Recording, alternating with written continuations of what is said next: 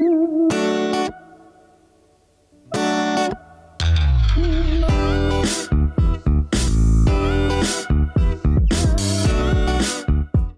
heiti Ásthildur. Ég heiti Stefania. Og þetta Vaknaði. Bara velkomin til okkar. Logi Már Einarsson. Kæra þakkir, það gaman að vera hérna. Það gaman að fá þig. Já, velkomin í settið. Takk. Við byrjum alltaf á því að spyrja hvernig þú myndir skilgreina sjálfa þig. Ef ég á skilgreina mínar svona lífsýn og pólitísku skoðanir, þá ég jafnaðarmaður og í því felst í rauninni það að ég trúi á það að þjóðfélag sem byggt upp af miklum jöfnuði og jafnrétti, hvernig sem að það svo birtist, kynjajafnrétti, jafnrétti milli þjóðfélagshópa, jafnrétti milli stétta, lítið bil milli fátækra og ríkra, sé ákjósanlegasta leiðin til þess að búa til friðsamlegt, kraftmikið og heilbrigt samfélag. Okay. En sem einstaklingur, hvernig myndir þú segja? Ég held ég sé nú svona bara óskup venjulegur Íslendingur með öllum þeim kostum og göllum sem að það inniber. Ég hérna svona frekar hvatvís og hérna á létt með að hérna láta hlutina svona hreyfa við mér. Ég örugglega tilfinningaríkur á þann hátt að hérna mér líður illa ef að hlutir svona snerta við mér. En ég held að ég sé líka svona bara nokkuð staðfastur baráttumaður fyrir því sem ég trúi á. Akkurat. Finnst þér oft þessi trú geta breyst með tímanum eða ertu svolítið svona ákveðin í þinni sýn? Nei, ég held að hérna það liggi bara í hlutarins eðlis að sérstaklega eftir því sem þú ferð að kynna þér hlutina betur þá verðurðu að vera viðbúin að taka breytingum sjálfur.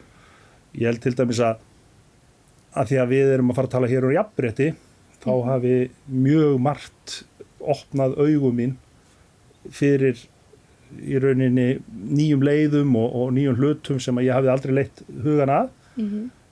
Ég elst upp með 4 kraftmiklum systrum og hjá sterkri móður og það hef alltaf áttað mig á því að konur hafa ekki kannski búið við sömu skilyrði og ekki fengið sömu möguleika og kallar í gegnum tíðina.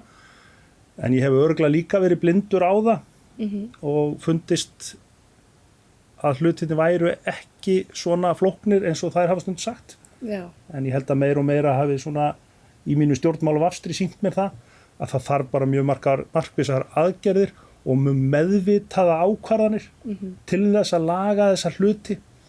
Akkurat. Margt örugglega komið í mjög góðan farveg hvað varðar svona formlega hluti og ákvarðanir en ég held sko að inn í hausnum okkar séum við ennþá með prógram sem ekki í nógu góðu lagi þannig að þessir óskrifuðu hlutir eru eitthvað sem við þurfum að fara að beina augum að. Maður tekur til dæmis eftir því að það á Facebook einhver grúppa sem heitir Kallar gera merkilega hluti. Já. Og það tók mig alveg nokkra klukkutíma svona einhvern veginn bara átta mig á þessu. Já. Þegar það fór að birtast þar svona myndir og fyrirsagnir og maður spurði sig þetta virkilega svona? Og svo þetta komst maður bara að því, já þetta virkilega svona. Einmitt. Annað mál sem að mér finnst kannski líka ástæða til að ræða, það hvernig í rauninni misrétti birtist í svo fjölmörgum hlutum eins og til dæmis í íþróttum. Við sáum þetta að mamma var íþróttakennari, ekki satt? Jú, hún var íþróttakennari og ég var alltaf mikið í íþróttum og mér fannst það alltaf bara sjálfsagt að það væru kalla íþróttirnar sem að fengju mesta athygli. Jú, svo margir. Svo flyt ég út til Noregs þegar ég 20 ára gamall og fyrir í nám þar og að spila handbolta. Og þá eiginlega áttaði mig á að þetta var ekki sjálfsagt því að ég var í ágætis kallaliði og ég man að ég var búin að vera þarna í 4-5 daga þegar ég var að fara að spila minn fyrsta leik í bikarkeppni og okkur sagt að mæta 1,5 klukkutíma áður af því við áttum fyrst að horfa á kvennaleikinn og svo ættum við í hálfleik að fara niður og klæða okkur og svo spilum við á eftir. og ég kem í höllina og þá eru 13-1400 manns komnir til þess að horfa á kvennaleiki og ég sagði við félaga minn sem var líka íslenskur, vá, þetta verður spennandi sko, að spila fyrir svona fullu húsi. Svo fórum við niður og hittum upp og þegar við hlupum á völlin og byrjum að spila okkar leik, þá voru svona 400 manns eftir. Og þá áttaði mig á því að fólk þar var komið til að horfa á kvennahandbolta en ekki karlahandbolta. Af því að liðið sem ég spilaði með var bara með miklu betra kvennalið. Stelpur í Noregi voru bara miklu betri alþjóðlega heldur en strákar í handbolta og þjóðin hafði áhuga á kvennahandbolta en ekki karlahandbolta. Og þá þurfti ég bara virkilega að velta þessu fyrir mér, já, er þetta svona sjálfsagt? Er það ekki bara það að við erum að moka í áhorfendur bara íþrótt annars kynsins sem gera það verkum og það er svona vinsælt. Akkurat. Þannig ég held að við þurfum svona markmist að fyrir að vinda ofan af þessu. Hlutinir er ekki sko að því að þeir hafa verið í 1000 ára þannig að þær hafi verið á forsendum okkar kallmanna. Akkurat. Það þýðir ekki að það þurfa að vera svona eða eigi að vera svona. Nei. Einmitt, þú segist vera jafnaðarmaður. Já. En kallar þið þá líka feminista? Ertu feministi? Já, ég held að ég sé feministi. Já. Ég held að feministi í dag er þetta bara sá sem að trúir því að jafnrétti kynjanna sé eina grunnforsendum þess Nákvæmlega. að samfélagi sé heilbrigt og gott. Halleluja bara. Akkurat. Ég var líka að veltaði fyrir mér, ég var að skoða hérna viðtal sem þú fórst í hjá DVAF, svona krossaspurningar árið 2014. Þá sagðir að þú værir ósamlega því að Íslendingar byggju við jafnrétti þar sem að konur og karlar byggja ekki við jafnastöðu og tækifæri. Ertu sammála þessu ennþá í dag? Já, ég held að við eigum mjög margt og langt í land.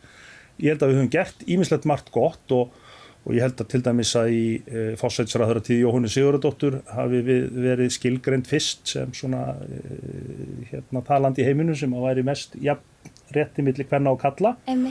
Og ég held við höfum örgulega haldið því fram og við erum auðvitað með glæsilega forsætisráðherra núna sem eru auðvitað góðu fulltrúi kvenna og jafnréttis í heiminum. En það er svo margt eftir. Það eru þessi formlegu hlutur sem ég talaði sem að skipta svo miklu máli eins og til dæmis jafnrétti til náms sem eru auðvitað skilgreint, langt fæðingarorlof og annað slíkt sem hefur gert konum kleift að fara að vinna úti sem hefur auðvitað fært konum miklu betri stöðu. En svo eru þessar óskráðu reglur. Ég held að það sé enn þannig að meiri hluti af þungum störfum heimilisins séu í hendi kvenna heldur en kalla. Einmitt. Og þannig er það örugglega því miður á mínu heimili líka að kona mín er örugglega ábyrg fyrir stærri hlut af því sem þarf að gera. Það er eitthvað sem ég er alveg myndur á og það er eitthvað sem ég reyna að minna mig á og ég reyna að skána frá degi til dags. Akkurat.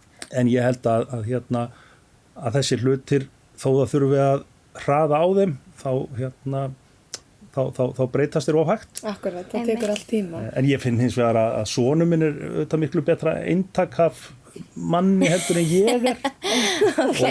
Og vonandi hef ég meiri skilning á þessu heldur en pappi og pappi meiri en afi. Þannig að Einmitt.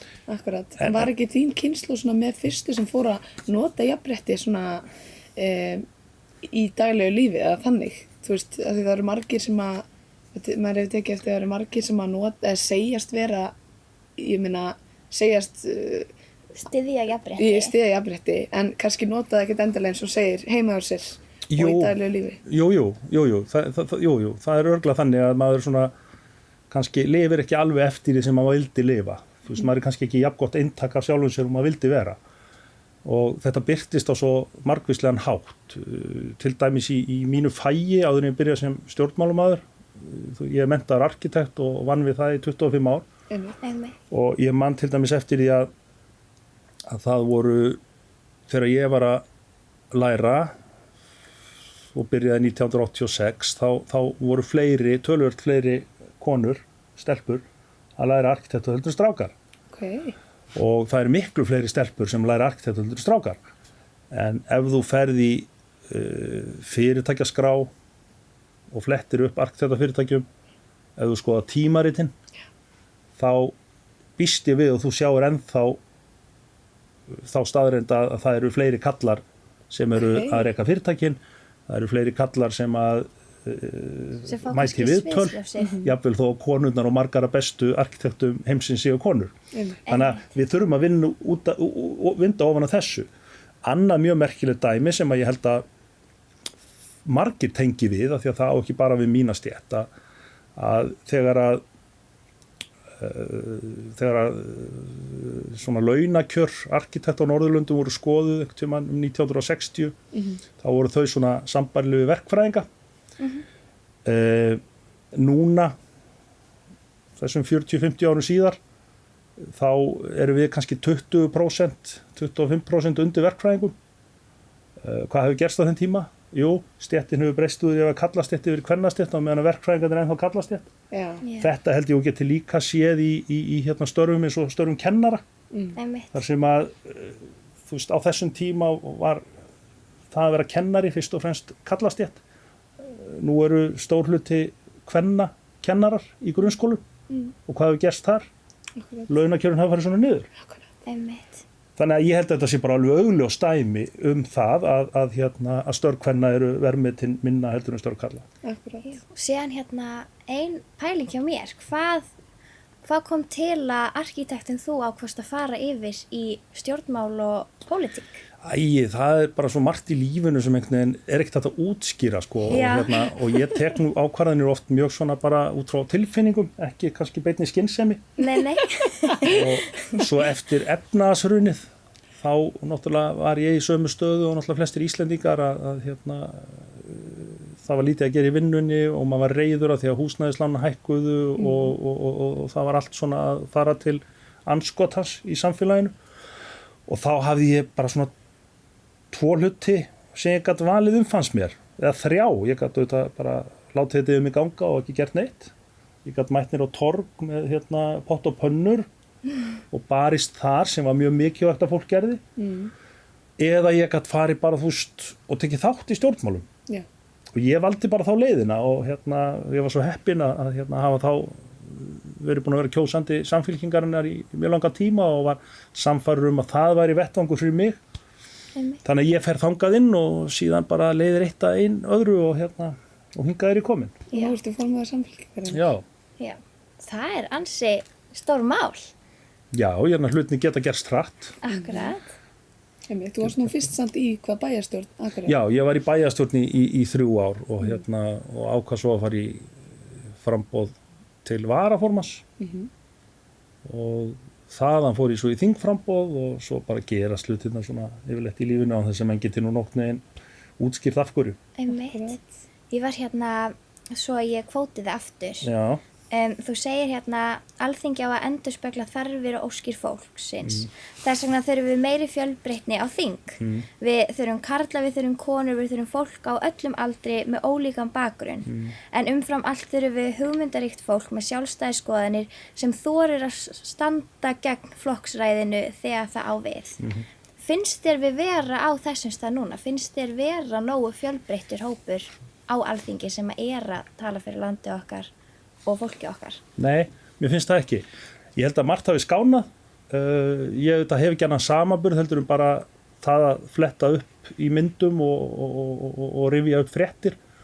Og það eru þetta rosalega stuttur tími síðan að ef það birtist mynd í sjónvarpi af formönnum stjórnmálaflokka talandi saman, að þá voru þetta allt kallar á aldrinum 50-60 ára í jakkafötum með bindi, komandi kannski úr sama umhverfi, yfir í það að ef þú myndir sjá slíka mynd núna, þá þetta svona sambland af svona gömlum föskum eins og mér og svo yngri konum og allt þar á milli. Þannig að þetta hefur klárlega batnað og það hefur ekki verið alveg án baráttu. Ég held til dæmis að það að flokkurinn minn og fleiri flokkar eins og VG og aðrir hafa sett inn kynjakvóta til þess að stuðla jákvæðri mismunun. Það er nefnilega töluverður munur á mismunun og jákvæðri mismunun. Jákvæð mismunun er auðvitað það að rétta hlut þess sem að hallar á. Akkurat. Og ennþá hallar á konur þegar kemur að þinginu. ég held að sé ekki nema 36 eða 7% allra alþingismenn í dag konur, þannig að ennþá eigum við langt í land þar. Ennþá skakkari mynd birtist til dæmis ef að þú skoðar oddvita flokkana, Einmitt. þá sem í fyrsta sæti. Þá það mjög oft kallar og svo kom konan þar á eftir. Þannig að það er ýmislegt sem við eigum eftir að gera og já, mér dreymir alþingi sem endurspeglar fjölbreyttari stöðu fólks og það snertir ekki bara kynin, það snertir líka bara hvaðan þú kemur, hvort þú ert langskólagengin, ekki langskólagengin, hvers konar menntun þú ert með, á hvaða aldri þú ert skiptir gríðarlegu máli. Einmitt. Ég meina, ég sitt í þingflokki núna þar sem eru svona nokkuð jafnt hlutfall kvenna og kalla og við komum úr svona ýmsum áttum samfélagsins. Ég meina, það er þarna lögfræðingur, það er kennar og skólastjóri, það er arkitekt, það er listamaður, það er sérfræðingur í byggðaþróun og sérfræðingur í heilbrigðisvísindum, þannig að við komum virkilega víða á samfélaginu. Akkurat. En svo staðreynd hins vegar að við erum öll á svipuðum aldri, flest búin eða verða búin að ala upp börn, búin að koma okkur fyrir og kaupa okkur okkar hús og erum í svona sæmilegri stöðu fjárhagslega. Það gerir það bara verkum að við höfum kannski aðeins of svona einslita sýn á tilveruna. Einmitt. Og þurfum þess vegna að fá til okkar yngra fólk Já. og jafnvel eldra fólk. En er það ekki þannig að fólk treystir bara meira þannig fólki sem að er einhvern veginn meira stabíl heldur þessum sem eru kannski í mismunandi hugsunum varðandi allskyns hluti? Jú, Hvað heldur það að sé? kannski, en eru það þá ekki líka bara fordómar og skortur á Einmitt, já. þekkingu? Klárlega. Ég meina, þú veist, ég held til dæmis bara svo við tökum aftur forsætisráðherra Íslands, það getur vel verið að hún hefði átt miklu erfiðar uppdráttar fyrir 30-40 árum að því að hún er ung kona. Algjörlega. Ég held hins vegar að reynslan hafi sýnt okkur að ungar konur og ungi kallar hafa síður en svo minna fram að færa og jafnvel meira. Þannig að ég held að það sé nú bara smátt og smátt eitthvað sem rattlar að okkur. Ég meina, ég held að mörgum hafi brugðið í brún til dæmis fyrst þegar að sko Píratar mættun á þing með svartlita hár og eyrnalokka og konur og kallar sem voru svona dálítið öðruvísi heldur en að sko þessi hefðbundi stjórnmálmaður lítur út. Einmitt. Ég held hins vegar reynslan hafi sýnt okkur að Píratar skipta máli í þjóðfélagsumræðinu og þeir bæta við hana en þau eru ekki fólk sem við þurfum að hrædd við.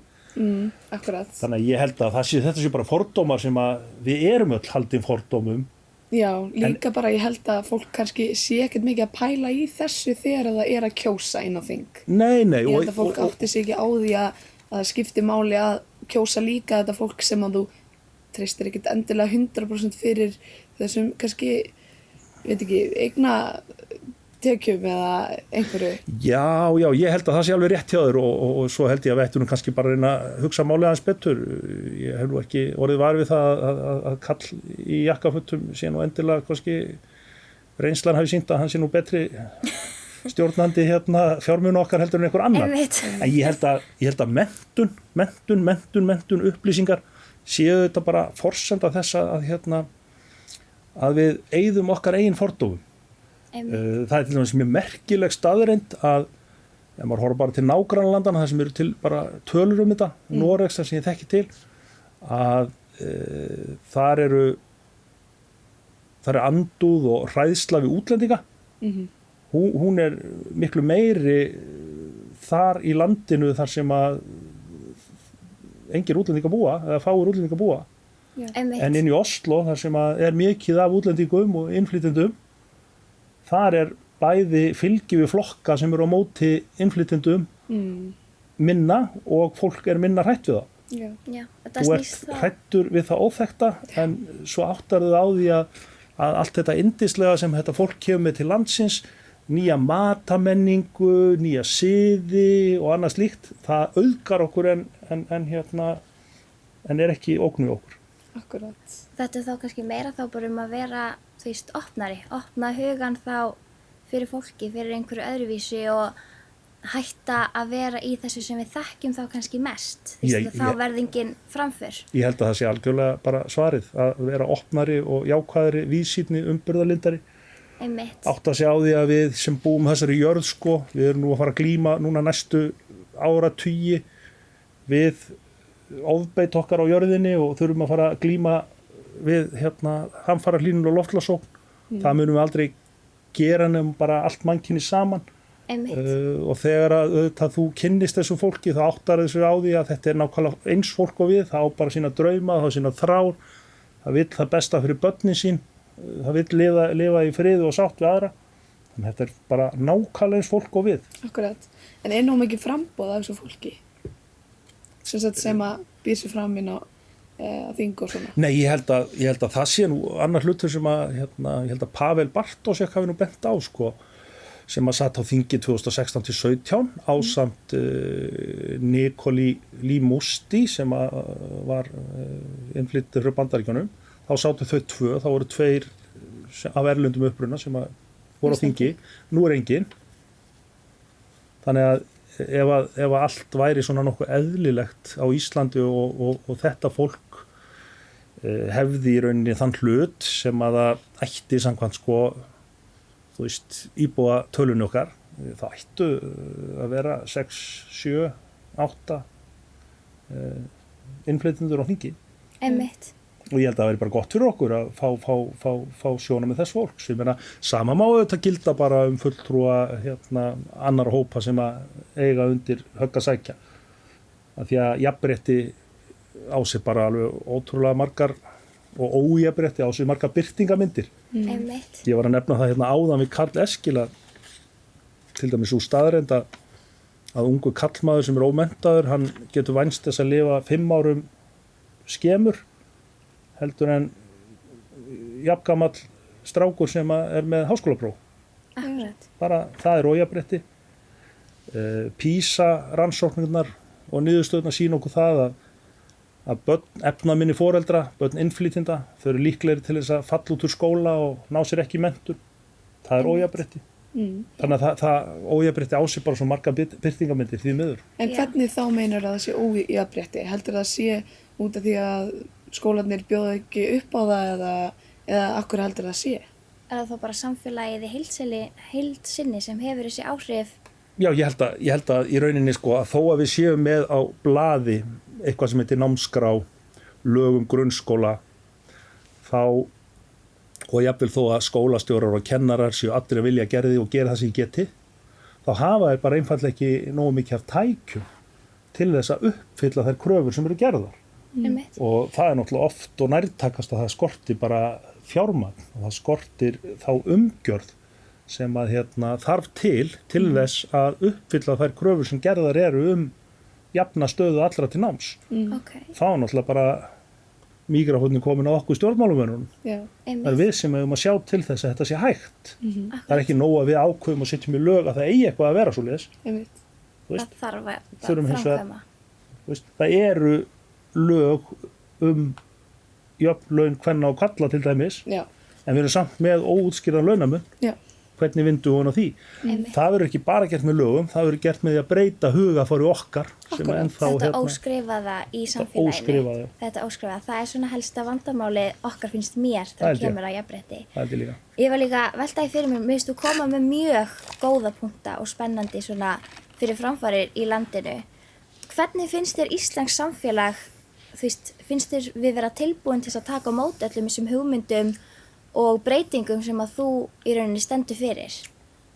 Já, ég held að það sé allavega að verða meir og meiri farvegur fyrir þessar hugmyndir og þetta er rétt bara og sanngjarnt að taka það fram að það er ekki bara Samfylkingin sem stendur fyrir það eru þetta fjöldi flokka sem að aðhyllast svipaðar hugmyndir og ég held hins vegar að þetta sé bara mjög brýnt að við lögum þetta til þess að við getum fótað okkur bara inn í framtíðinni. Við erum auðvitað frekar ungt land og við höfum byggt á frekar svona einhæfum atvinnuvegum, sjávarútvegi, landbúnaði, núna ferðaþjónustunni. En ef við ætlum til dæmis að endurnýja okkur, ef við ætlum að byggja hér framtíð þar sem að ungt fólk mun draga vagnin og standa undir nauðsynlegri verðmætasköpun, þá þurfum við að fara að huga öðrum hlutum og hérna átt okkur á því að við erum í samkeppni við önnur lönd ykkur, þið getið rauninni búið hvar sem í heiminum í dag og unnið hvar sem nánast. Já. Þannig að við þurfum að fara að skapa bara betri tækifæri fyrir hérna yngra fólk. Ég held að yngra fólk sé líka oft og á mörgum sviðum opnara og eigi að leika stærra hlutverk í að móta okkar samfélag. Mér hefur fundist það koma bara mjög skýrt fram í hérna, umræðunum um loftslagsbaráttuna. Sú barátta hefur verið leidd á ungu fólki. Jú, akkurat. Mér langar að spyrja út í eitt. Þú segir hérna, við erum alltaf að kvóta þig, hérna þú sagðir á Twitter, ef ríkisstjórnin gætir ekki að jafnréttissjónarmiðum við mótun aðgerða vegna COVID-19, hættum við á aukið ójafnrétti að fara allir loknum. Sko, hvað ertu hræddur að sko muni hvað hallast á, eða skilurðu? Það er bara mjög víða. Sko í fyrsta lagi þurfa náttúrulega það efnahagsaðgerðir og þær fjárfestingar sem á ráðast í, þær þurfa að taka mið af bæði konum og körlum. Það er ekki nóg að ákveða bara að eyða einhverjum milljörðum eða 20 milljarða í að byggja brýr, göng og vegi. Nei. Þar sem við vitum að þau störf eru unnin af hérna körlum. Við þurfum líka að huga að kvennastörfum. Við þurfum líka að huga að uppbyggingu sem líklegri til þess að ýta undir jafnrétti og eru notaðar af báðum kynjum. Það eru til dæmis almenningssamgöngur, hjólastígar, göngustígar. Við þyrftum að móta aðgerðina þannig að það ná ekki bara til karla. Nú til dæmis verið að veita afslátt af virðisauka sem gott fyrir framkvæmdir í heimahúsum, vinnu iðnaðarmanna. Við höfum spurt, af hverju ekki að gera þetta líka gagnvart hárgreiðslustofum, saumastofum, nuddurum, stéttum sem eru stórum hluta kvennastörf. Í þriðja lagi held ég að við þurfum að vera mjög varbergi gagnvart þeirri hættu sem skapast við þær aðstæður þar sem fólk bara lokaðin á heimili sínu. Og það heimilisofbeldi sem að við vitum að getur og þekkt að dafnar þar. Hvaða áhrif hefur það á jafnréttisbaráttuna? Við þurfum að hugsa það líka að þegar að nú hafa börn sem betur fer á Íslandi ekki verið látin sæta eins miklum skilunum um að vera heima og fullorðið fólkið en í þeim tilfellum sem barnið þarf að vera heima. Ég meina, erum við komið það langt að það sé bara sem sagt svona sjálfgefið að það sé bara annað kynið eða frekar konan sem þá heima. Hefur það áhrif á atvinnu og þátttöku hennar? Þú veist, það bara svo fjöldamargt. Það í rauninni allt kannski í okkar umhverfi þar sem við þurfum einhvern veginn að minnstakosti að velta þessum hlutum fyrir okkur og horfa á þetta með svona jafnréttis og kynja sjónarmiðum. Einmitt. Kynjagleraugun. Já, kynjagleraugun frægu. Og það í rauninni þannig að við eigum að samþykkja fjárlög sem eru kynjuð, sem að eiga að miða að báðum kynjunum. En ég spyr mig þegar þú sér þessar aðgerðir núna sem að ráðast í. Það svoleiðis?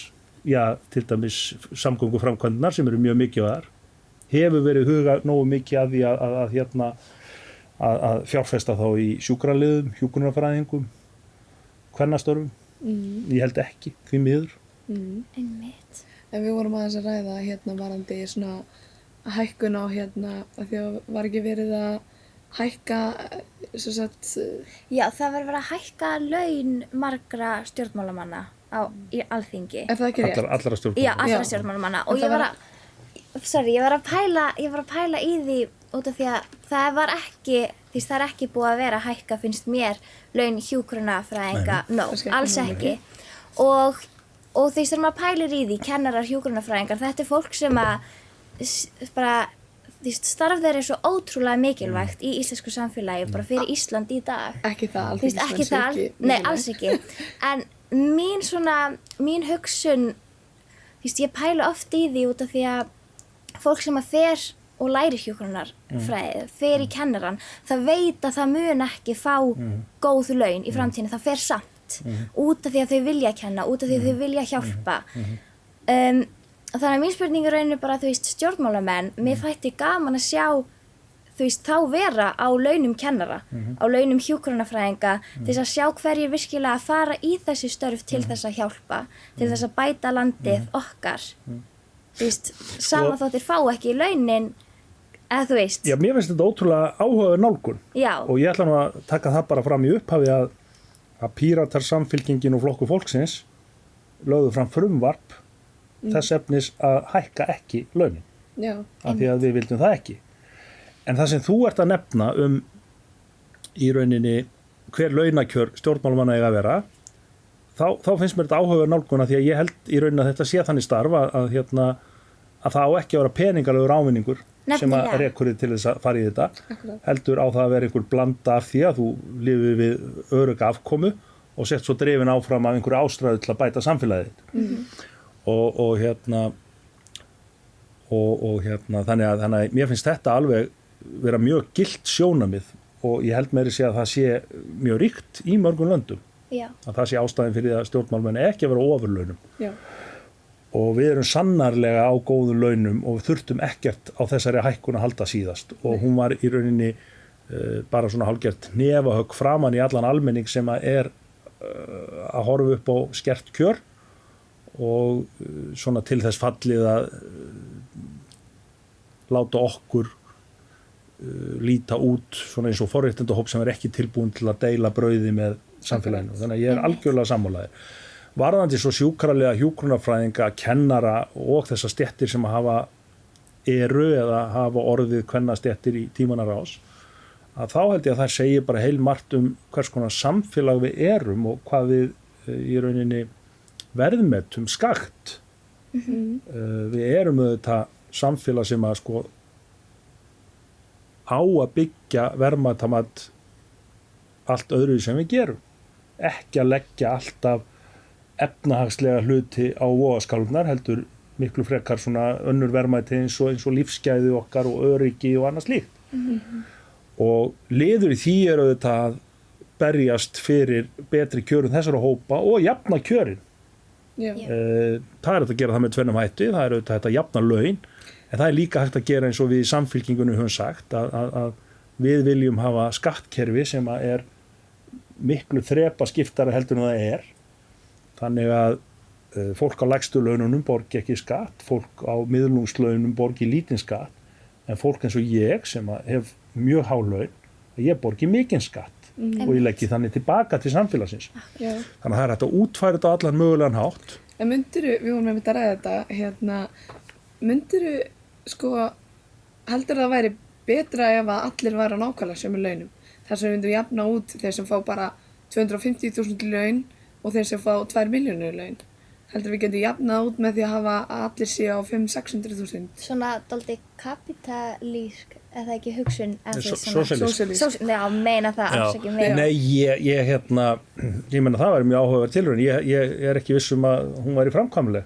Nei. Þú veist, það í fyrsta lagi náttúrulega 70% af öllum sem að vinna eru að vinna hjá einkafyrirtækjum og ég veit ekki hvernig ætti að útfæra í rauninni í fyrsta lagi lög þetta og í öðru lagi hvernig hægt var að fylgja því eftir. Af því að hluti af til dæmis því sem heitir óútskýrður launamunur það að þó á pappírunum séu kannski launin þau sömu að þá eru ýmsar leiðir sem fyrirtæki hafa til að koma peningum til forstjórana og stjórnandana og starfsmannana, bílahlunnindi og ýmislegt annað Þannig að mér hefur þótt bara lang eðlilegast að horfa á þetta bara þannig að við eigum að vinna að því að launamunur sé ekki úr hófi fram. Númer 2 að allir séu þetta á launum sem dugað fyrir framfærslu og svo þriðja lagi að jafna kjörin í gegnum skattkerfið. Það má eiginlega segja það að þegar það kemur að skattinum sem alltaf viðkvæmt umræðuefni, finnst mörgum, mér finnst það eins og skemmtilegt, að hægri menn þeir líta á skattheimtu sem bara tæki til þess að afla tekna fyrir nauðsynlegustu hlutum, lögreglu, eftirliti, heilsu, þjónustu og annað slíkt. á meðan að jafnaðarmenn og vinstri flokkar vilja nota sem sagt skattkerfi bæði til þess að afla tekna en líka til að jafna kjörin. Einmitt. Akkurat. Ég mér langar að spyrja aðeins, hver svona þín helsta fyrirmynd í lífinu fyrir því bæði innan og utan pólitíkunar? Hvað? Ég veit það ekki. Mína fyrirmyndir eru þetta náttúrulega fyrst og fremst kannski foreldrar mínir og bara ótal fólk sem að ég hefur svo gæfusamur að vinna með í gegnum lífið og lært af alveg frá ég var lítill. Í stjórnmálum á ég mig kannski enga fyrirmynda því að þú vilt nú kannski heldur ekki eiginlega nefna nafnitt samtímis og kannski einhverjar stórstjörnur út í heimi og fara mæla þannig. En ég hef alltaf verið hrifinn af þessum svona öflugu leiðtogum jafnaðarmanna allan heim. Svona gamlar sósíaldemókratískar kempur frá Svíþjóð eins og Per Albin og Úla Palme og ég var alltaf hrifinn af Gro Harlem Brundtland sem var forsætisráðherra Noregs þegar ég var að læra þar. Svona á Íslandi var ég svona pólitískt skotin í Ingibjörgu Sólrúnu og Össuri Skarphéðinsinni og Jóhanna var náttúrulega líka svona skipaði stóran sess. Í Bandaríkjónum náttúrulega þetta áhugavert að fylgjast með henni Cortez, ungu konunni þar. Bara mitt allra eitthvað. Það svona kannski svona stórstyrni sem að maður fylgist með og vonar að komist svona lengra í stjórnmálum.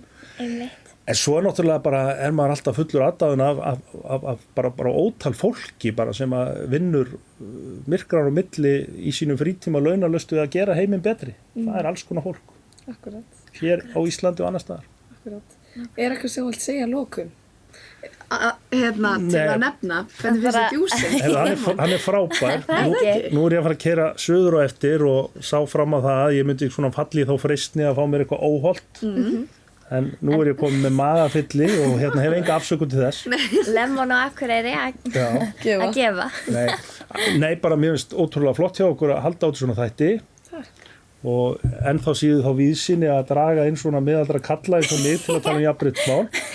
Það hefur verið bara gaman og það auðvitað sem að það auðvitað í gegnum svona samtöl og sem að svona múrarnir falla og það tekst að svona opna augumanns fyrir því hvað þarf að laga og hvað þarf ekki að laga. Akkurat. Eftir því sem við tölum meira hlutina, eftir því sem við lesum meira hlutina. Akkurat, eyðum meiri tíma í það held ég líka. Þeim mun líklega okkur svona takið smám saman að vinna fullnaða sigur. Já, ég held það algjörlega sko. Nákvæmlega. Ég held það sé bara lokaður þáttarins. Já, bara takk æðislega fyrir að gefa þér tíma til að koma í þáttinn. Já, bara takk sem leiðis. Þetta var rosalega gaman. Já, takk fyrir.